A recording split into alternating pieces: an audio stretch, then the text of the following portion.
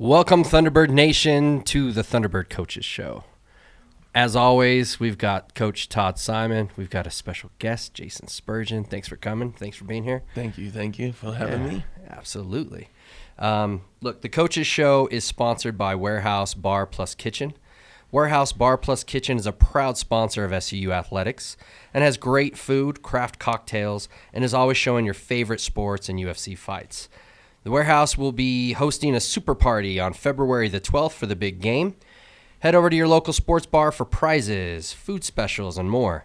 Warehouse would like to remind everyone to have fun and to always drink responsibly. Love those guys. Thank you, the Warehouse Bar Plus Kitchen, for sponsoring the Thunderbird Coaches Show. We appreciate the support. Speaking of support, man, we haven't talked for a couple weeks. But we've got all kinds of fun things to talk about. Coach, let's just kind of recap the 3 games since we talked last. We're coming in on New Mexico State at home. Fantastic victory, by the way. Congratulations, gentlemen. Looked like a 111-76 drumming of New Mexico State. Let's get into that, Coach. Tell us what went right in that game. Yeah, we felt good going into it. We thought we were going to be able to get some shots and get them in rotations and have the looks. We were just going to have to knock them down. But this is a team, I felt like if we had a little homestand where we can sleep in our own bed, get shots up, to take away that road fatigue a little bit, we were going to make shots. And they finally started to really pour. You kind of seen these home games, these home stretches, where it's starting to really show how we can shoot it. And, we were able to kind of break their zone and some of their trapping and really touch paint, get a lot of kick-out threes, and that's how you set a school record with 23s in that game. Oh, my gosh. It was like throwing it through a barn door. Like, the hoop had to look massive. Everything was going in. It was fun to watch. Obviously, from the fan side, we were standing up and getting crazy, and it was so fun. Also, New Mexico State, look, they've kind of had a tough season going. You can tell they've got talent. They've got some good pieces there, but they really haven't put it together this year. We'll see what goes on in the offseason for New Mexico State, but they're not slouches. Like, these guys can play. And I think it's a testament to the coaching, obviously. Hello, and also the guys sticking together, having fun playing basketball, not just making it that grind, which you still have to do, but having fun, embracing that difficult training schedule and things like that, and coming together as a team. Obviously, I don't know. It was fun to watch. Anytime you can beat New Mexico State, I mean, they don't lose a whole lot, but this year, I mean, they're making a habit of it, but in the past they've been steady. So congratulations on that win, New Mexico State. After anything else on New Mexico State? Yeah, no, I mean they're talented. That's still the same team that was picked to win the league by a lot of folks, and but you kind of hit the nail on the head. It's kind of what makes our guys special is that chemistry and developing that team element to where. In that team swagger and confidence. Yeah. I think right now, and basketball's crazy. They all of a sudden kind of felt like, because they had a good non-conference, and then all of a sudden they walk in the gym after a couple of losses, you start feeling like you're going to lose. And I think we walk into every gym and feel like we're going to win. Yeah. I love it. After New Mexico State, we headed up to Seattle. Tough loss up there, 60-81. That doesn't really tell. I guess that tells maybe the second half. First half, we were right there. I think we went into the locker room. Was it tied or we were maybe down 2? I mean, we had made a decent run to get back into things. It was a back and forth affair in the first half, and then the dam broke for those guys. A couple stats that I was noticing on that tough loss to Seattle. We shot 1 for 25. So we go from throwing it through the barn door to we can't throw it in the ocean. I mean, it happens, right? You have some streaks, you have some adversity. Let's talk about Seattle. As much as it pains me, I thought we were right there, especially in the first half. Coach, give us the scoop on Seattle. Yeah, I mean, we played very hard. Rewatching the film, 9 minutes left in the game. It's a 2-point game. Exactly. And but like you said, we missed 11 layups. You missed 24 threes. You just one of those days, and we felt like we had enough shots. There's a service called Shot Quality that kind of evaluates these games, and they came back and said we win that game 82% of the time. Correct. Based on the shots that we were getting and the shots that they were getting, and it's just, but that's how it goes. There's going to be 5 games a year that you're not going to miss. It don't matter who you play, you're going to win. There's going to be 5 that's going to be a struggle, and you got to figure out how to grind those out. And that was probably one of those 5 that we needed to kind of figure it out. But it was tough. Like a little perspective on these guys' world. We play Thursday night. Seattle's not an easy place to get to from Cedar City. Right. You travel all day on Friday, and Saturday it's an afternoon game in Seattle. Yeah. And you get a choice of getting up at 7 and doing a shooting around or no shoot around at the arena. So we let it get these guys rest, and you don't have a shoot around, and you do all these things. So it's a little bit of a awkward trip, a little bit of a scheduling anomaly. That's what I was going to ask. Is really kind of a scheduling issue more than it was. Yeah. Yeah. In hindsight, we probably needed a petition to try to move that first game to Wednesday if we're going to do that. And I think across the league, I think everyone's kind of feeling the same. These split weekends where you're traveling, not really getting a true game prep for these Saturday games, especially with the afternoon. It was a little bit of a non-traditional day. Okay.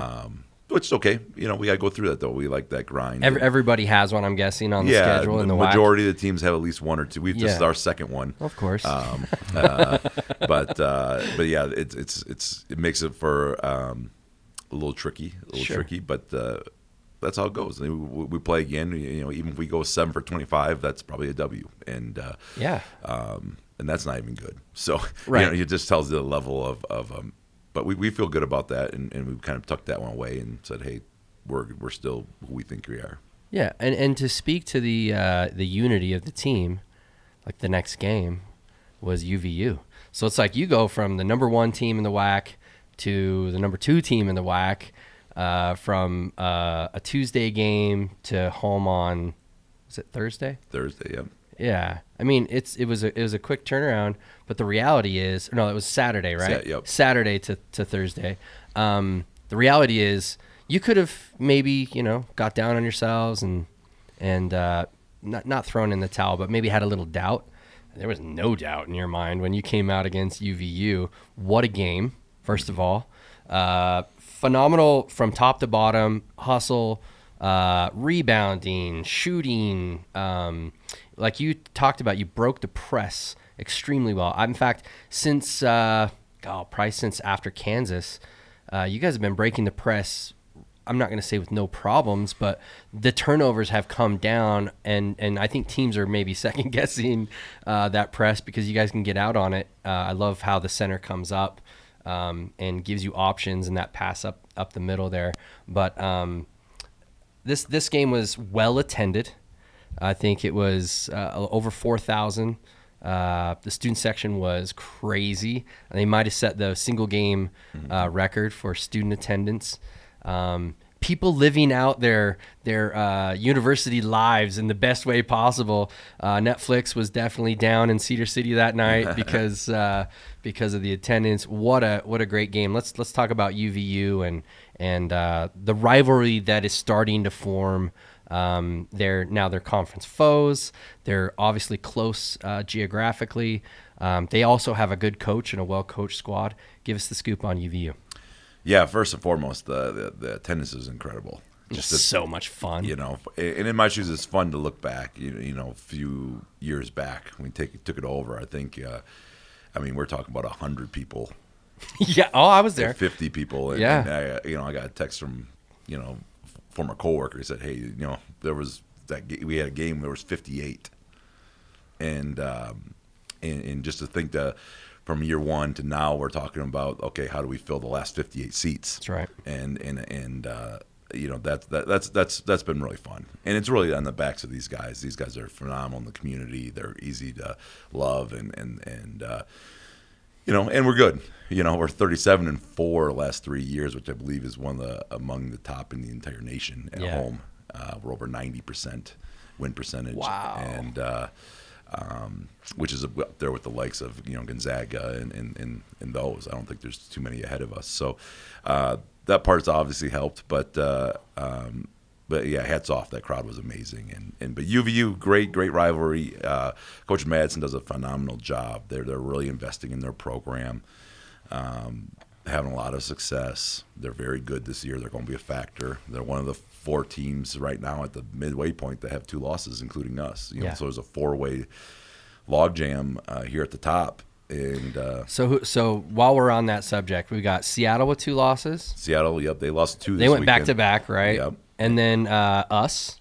We got UVU with 2 losses. Utah Valley. And then is it Stephen F? Stephen F. Austin. Okay. Yep. And then it's Sam Houston's lurking just behind that. And logjam. But that's what this league is. I mean, so it's a 12th rated league out of 32 leagues in a lot of the metrics. I mean, it's right outside of a high major league, and I think you could probably take the top 5 or 6 teams in this league and put them in the Pac-12, and we'd be just fine. Agreed. And that's the level of basketball that's being played right now.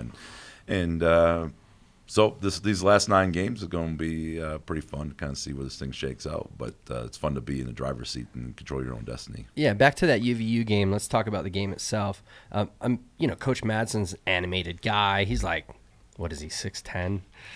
He's got a cool kind of background where he played at Stanford and then with the Lakers and Shaq and is probably the worst celebration dance in the history of celebration dances. Love his effort though. But how did you guys match up going in? What did it look like? They've got a really good guard.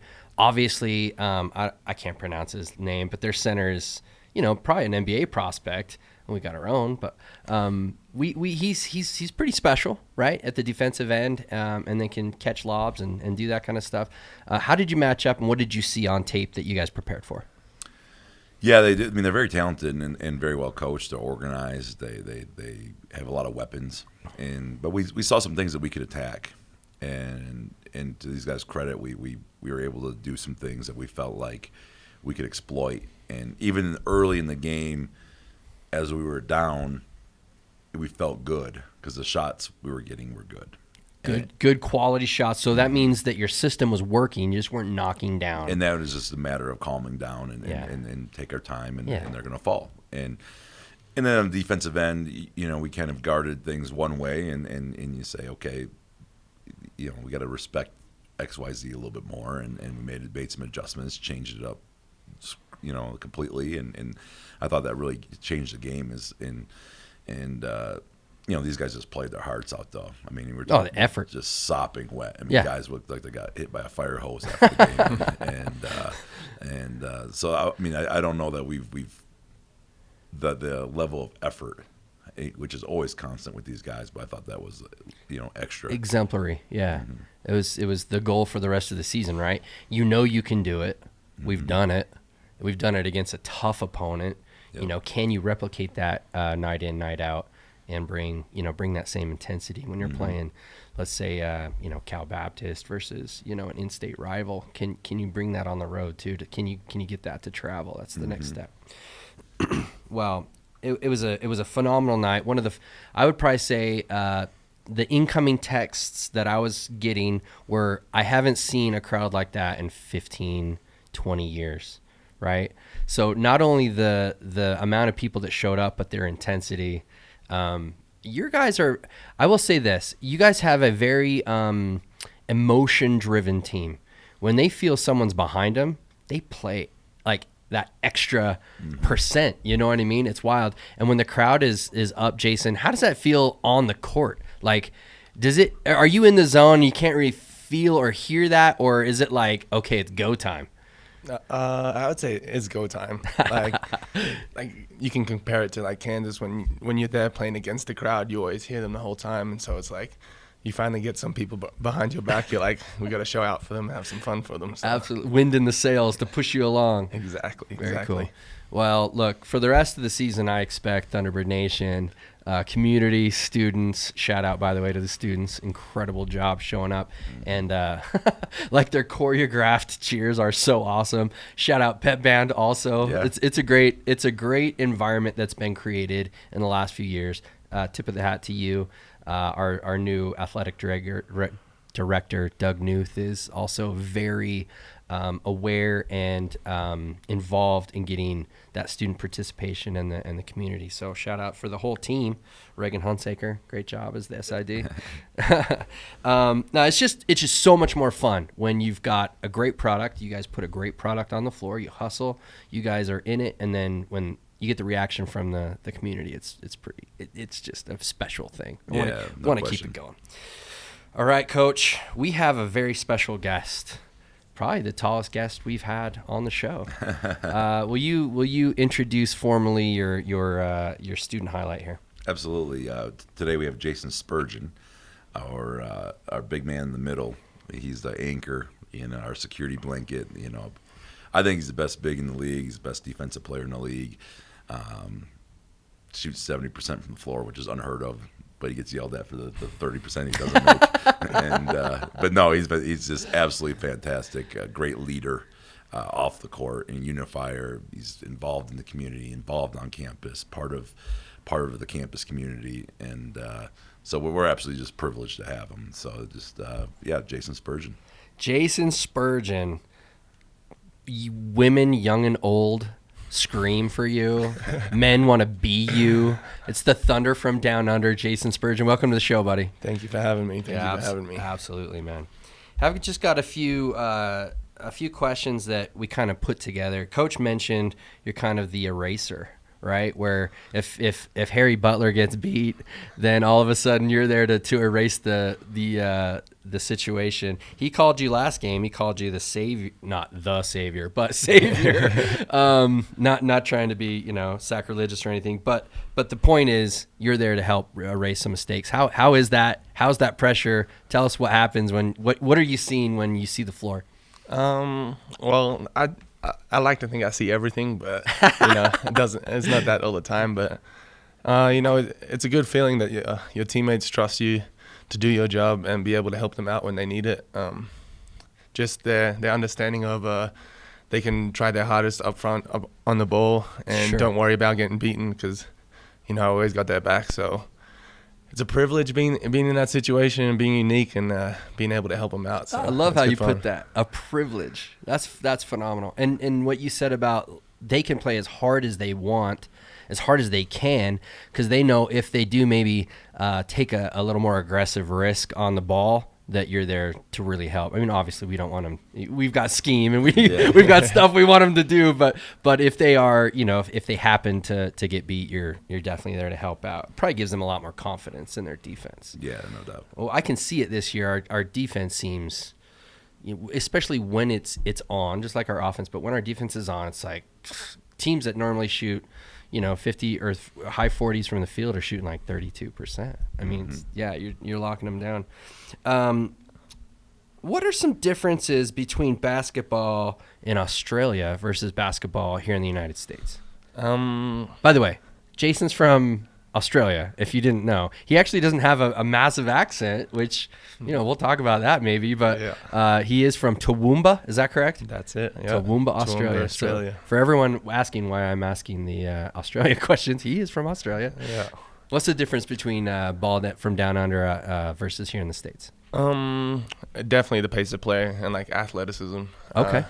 Like I would say on the teams that I was in back at home, I was the most athletic person on the team, but once you come over here, you got guys like Tev and Harry that are just can move so well on the court, move up and down, sideways so quick. That was the biggest difference really I found was just athleticism. Speed and athleticism. Gaps close quick.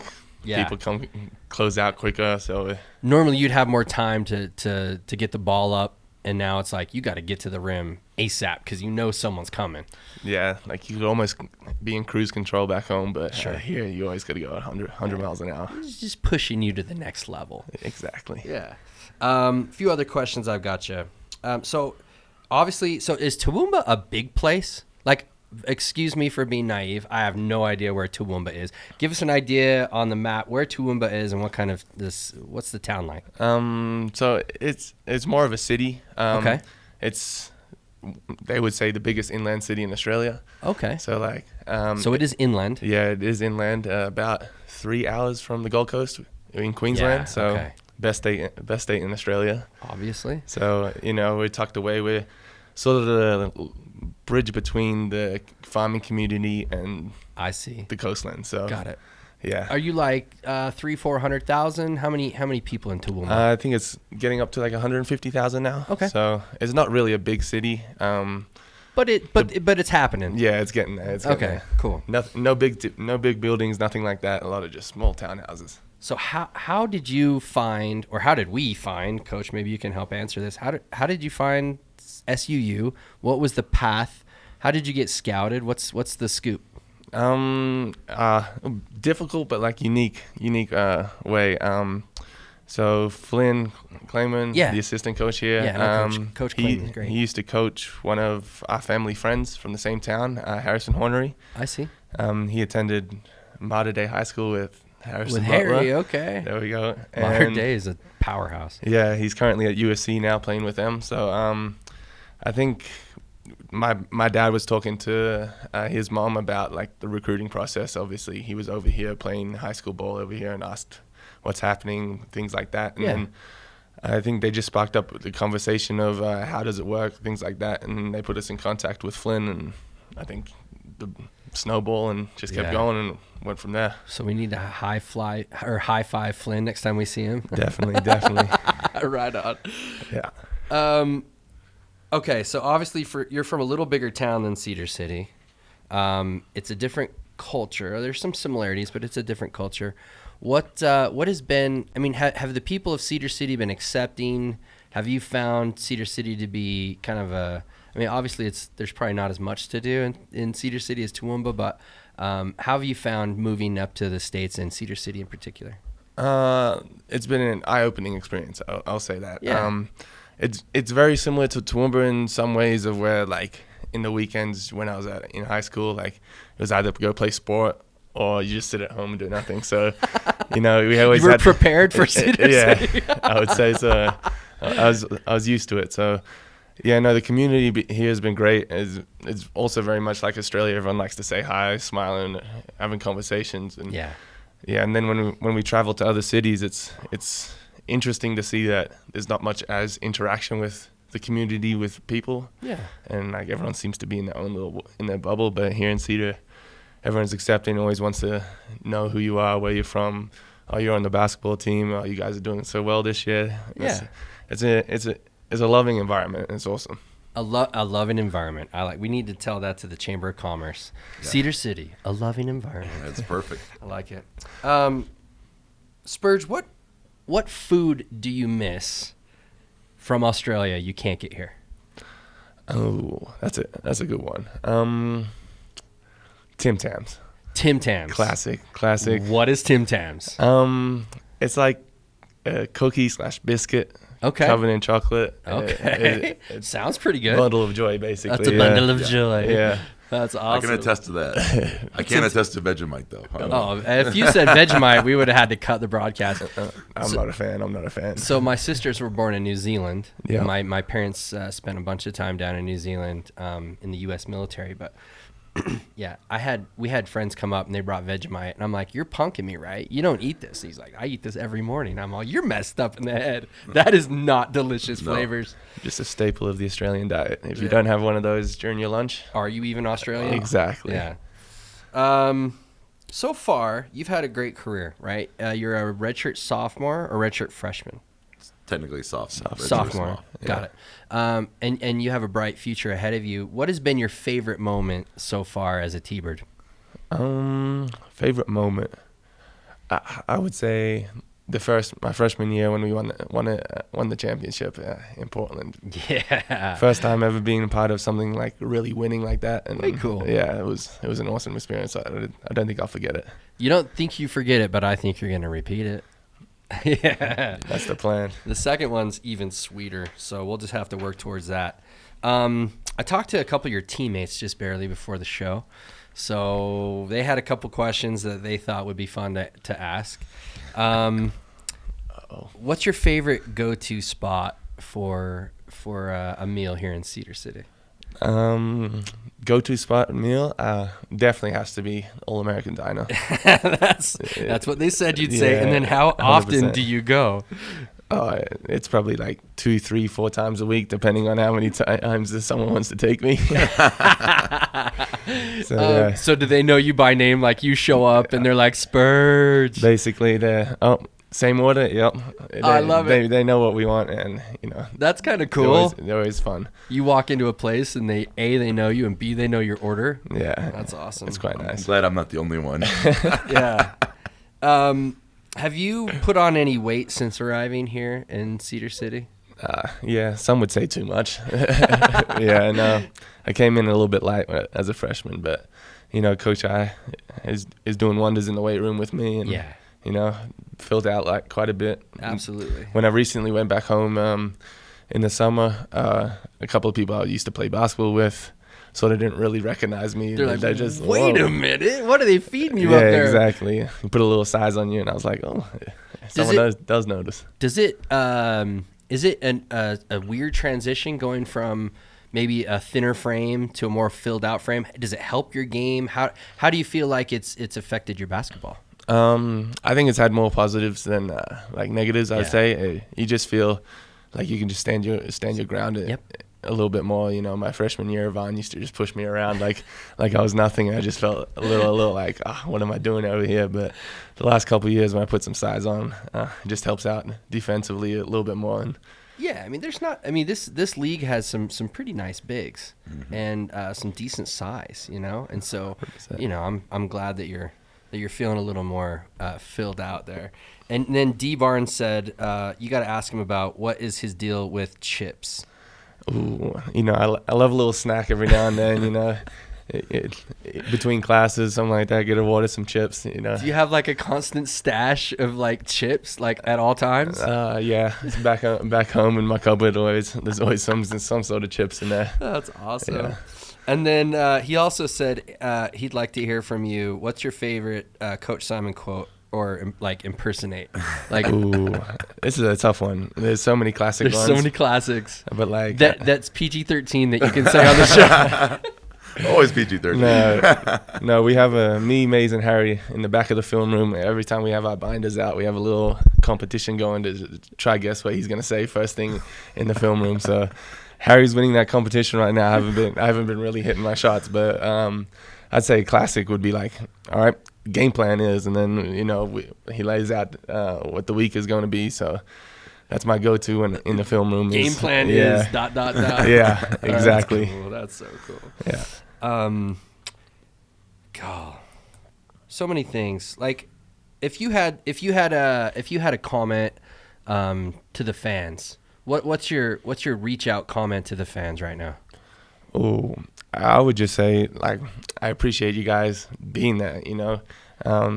Take time out of their day to come support us. It's very I'm grateful for them spending their time and enjoying having us. And like, I would say I would recognize everybody that comes to the game because I'm always looking up into the student section or into the crowd to see who's here and who's watching us. So that's awesome. If you ever see me around campus, just say hi. Just come say hi. Exactly. Cool. Very cool. Yeah, I've noticed that you're a bright spot, kind of emotionally for the team. You don't really get down. You are always smiling, having fun. That is infectious. Between you and Harry, you guys have this energy that can kind of permeate. You can get some guys that get down on themselves, and it's great to have attitudes and personalities like yours to just, man. I'm not kidding. Even when you get fouled or hacked, like there's like a little furrowed brow and then smile. Like you're constantly being positive, and that's one thing that I've noticed about you. I've been to pretty much every game, home game at least. I don't travel that much. I went to the Kansas game, which was incredible. That was a fun one. Yeah, you guys played really well. But the fact that you're a positive, hardworking, big effort guy. Obviously shooting 70% from the field. That's phenomenal. Can't wait till you drop a few threes on someone and then they'll have to come out and guard you. Then it's over. Anyway, thank you so much for A, being in Cedar City, coming to SUU. We really appreciate it. And B, just for being kind of that beacon of light to your teammates. That's awesome. So congratulations. Thank you. Ladies and gentlemen, that's Jason Spurgin. So glad that you were able to come in and talk with us today. Coach, our upcoming schedule. We go Wednesday at Cal Baptist, and then we've got it's on the road, but it's like a hop, skip, and a jump. We're down at Utah Tech Saturday at 7, and that's a game I think Thunderbird Nation that we should be able to show out to. I mean, we got to get 1,000 people in that crowd. I mean, within reason, but we need to feel like that is our turf. We are Southern Utah University. They are in Southern Utah, so let's go. I think it's section 104. I might be overstepping my bounds, but if you get tickets, get them in 104. That's right behind the SCU's bench. Did some homework there, and we need to see you. 7 p.m. Utah Tech. Give us a little preview of Cal Baptist, and then going up to down to Utah Tech. Yeah, Cal Baptist, good team. They're a top 130, 140 net team in the nation. So they're very dangerous and they're very good at home. And they can really shoot it. And so that's going to be a heck of a road game. And then we turn around, we come back, and we have Utah Tech on Saturday, which we know we still owe them for the stubbing our toe down there last year. And stubbing your toe. Okay. Yeah. So we've got to go down there and have a better performance. But yeah, it's a great opportunity for fans to travel, get down there, a Saturday night game, and represent. I think that thing's going to be packed. Yeah. And I think it'll be a very, very good college basketball game. Love to hear it. Spurge, do you have any shout-outs? Any people at home or here that you want to – I hope that our Australian viewership from this situation goes up. If it doesn't, that's kind of on you. But I'll put a word in. Put a word in. Any shout-outs for anybody at home? Definitely my family. Always taking care of me, always checking up on me. Even if I don't call them for a while, my mom will always text me saying, "Hey, hurry up and call me." That's so awesome. Yeah, definitely my family, always keeping me grounded. Brothers and sisters, or what's the family dynamic? I got a younger brother. He's currently up north at Westminster playing basketball up there. So excellent. That's two Utahns now. Just making the state ever better. Awesome. Coach, you have any shout-outs? Yeah, a couple. One, I'd be remiss if I didn't shout out the warehouse. So we grab food there every now and again, and just a phenomenal menu and food there. So want to send our appreciation for them, but also the fans in the community for the support that we had. Particularly this last game was just off the charts. We have 4 more home dates, and we'd love nothing more to spend those 4 dates with everybody here locally and celebrate these guys for this last stretch of the year. Awesome. Well, we'll go ahead and wrap it up, gentlemen. For Jason Spurgin, for Coach Todd Simon, I'm Jon Smith signing off. Go T-Birds. Go T-Birds. Go T-Birds.